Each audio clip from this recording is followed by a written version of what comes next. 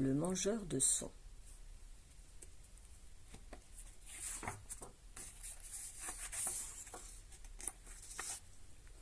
Je suis un ogre, mais pas de n'importe quelle espèce. Je suis un ogre mangeur de sons. Je mange tous les sons, car à mes oreilles, ils sont tous bons.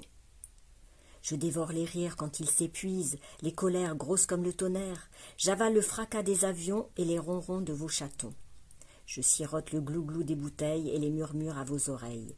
Je croque les bruits et les cliquetis, je suce les sons comme des bonbons.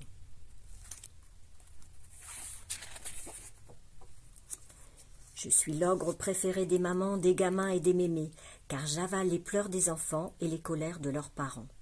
Je suis le seul ogre sur terre que l'on est fier d'amener au concert. Je mange les fausses notes des dièses jusqu'au bémol.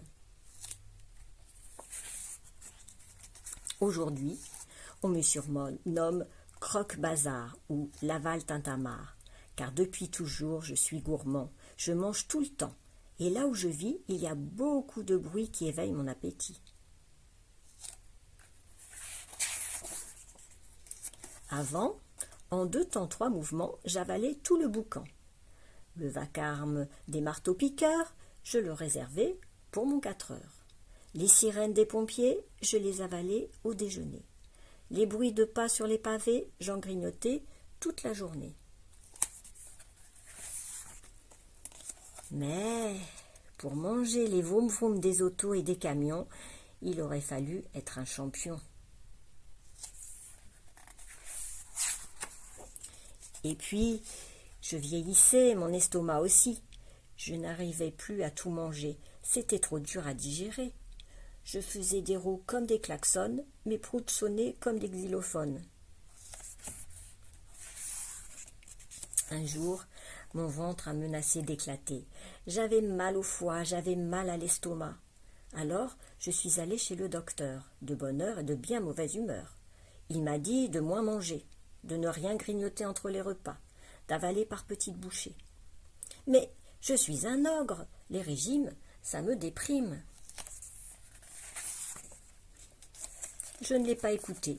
J'ai continué à dévorer et j'ai gonflé comme une montgolfière. Et bien sûr, les gamins du quartier ont commencé à se moquer. « Hé, l'ogre, dans ton chandail en laine, tu ressembles à une baleine. Bientôt, tu seras si gros qu'on t'appellera l'ogre sumo. » Ce n'est pas bien méchant, ce sont des enfants. Puis, je suis tombée vraiment malade. J'étais tout gris, on m'a mis au lit. Les gamins, ça ne les faisait plus rigoler. En fait, ils m'adoraient. Quand je me promenais à leur côté, j'avalais les bruits de leurs bêtises pour qu'ils ne se fassent pas gronder. Ma gourmandise allait leur manquer. Alors, ils ont tous décidé de m'aider. Ils en ont parlé à leur maman, à leur papa, ils en ont parlé à leur mémé, à leur pépé. Et tout ce petit monde s'est mis à réfléchir pour découvrir ce qui me ferait guérir. C'est Amélie qui a trouvé. Si nous faisons moins de bruit, il mangera moins et il sera guéri. Ils se sont tous écriés « Eh, c'est une très bonne idée !» Et à votre avis, qu'est-ce qui fait le plus de bruit dans une ville a demandé Amélie. « Les voitures, bien sûr, a répondu Arthur. « Ça oui, s'est écrié Gaston. Ton papier en camion pour le boucan, il est champion. Et ta maman, en coupé sport, a ajouté Hector sur le champignon, elle appuie trop fort. » Alors, ils ont jeté tous les véhicules du quartier. Le fourgon de police et la tractopelle à la poubelle. Les motocrottes et les taxis à la déchetterie.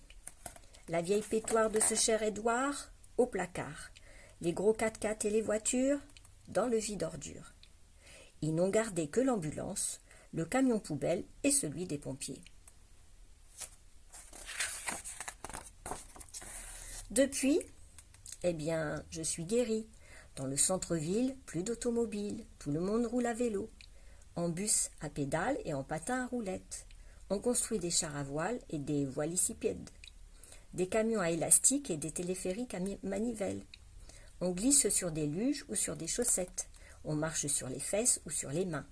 Ou avec ses pieds, c'est plus malin. Quel calme, c'est apaisant. On entend de nouveau le sifflement du vent, le chant des concierges, le cuicui des oiseaux et les feuilles qui se frôlent dans les arbres. Tous ces petits sons que l'on n'entendait plus, ces petits sons oubliés que je peux à nouveau déguster, ils sont bons, légers comme le vent, je les picore tel un gourmand.